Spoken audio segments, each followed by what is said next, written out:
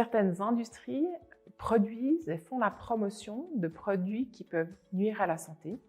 On pense par exemple au tabac, à l'alcool, aux produits ultra transformés, aux boissons sucrées, aussi aux énergies fossiles via leur impact sur l'environnement et le climat.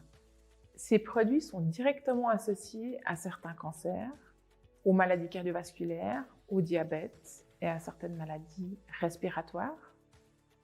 Ces maladies, qu'on appelle maladies non transmissibles, sont responsables de la majorité des décès, en Suisse comme ailleurs. Elles ne relèvent pas uniquement de choix individuels, mais bien de pratiques commerciales et industrielles aussi. Ces industries vont rendre leurs produits attractifs, banals, visibles, accessibles pour favoriser leur achat et favoriser leur consommation.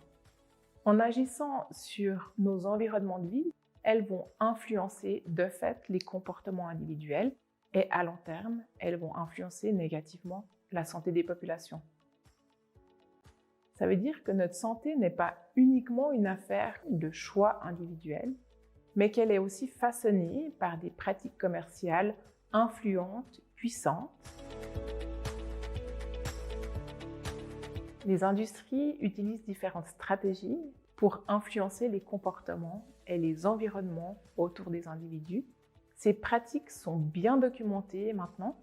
On pense particulièrement aux stratégies marketing, un marketing ciblé, un marketing intensif, qui cible particulièrement les jeunes, mais aussi des groupes socialement défavorisés. Leurs produits sont rendus attractifs par leur design, par leur emballage, par leur innovation. Une autre tactique utilisée, c'est la technique des prix bas, les promotions, qui vont favoriser l'achat. Ces industries cherchent aussi à influencer les politiques publiques.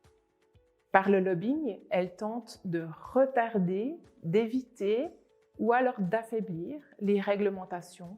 Certaines industries vont aussi chercher à influencer la science en finançant des recherches, en finançant des activités de formation. Leur but est souvent de créer du doute quant à la nocivité de leurs produits.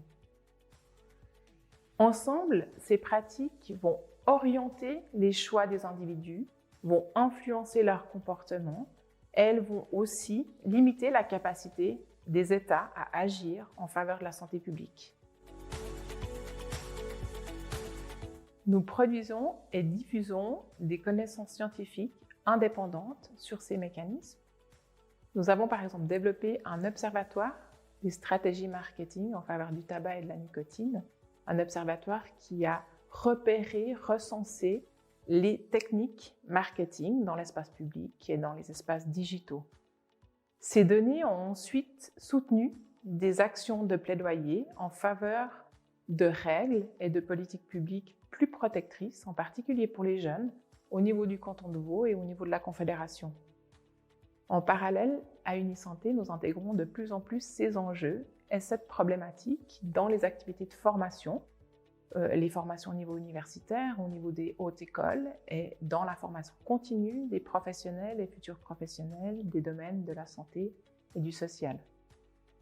L'objectif est de renforcer la capacité de ces professionnels à repérer et à comprendre ces influences commerciales et de fait à renforcer leur capacité à agir au-delà du seul niveau individuel.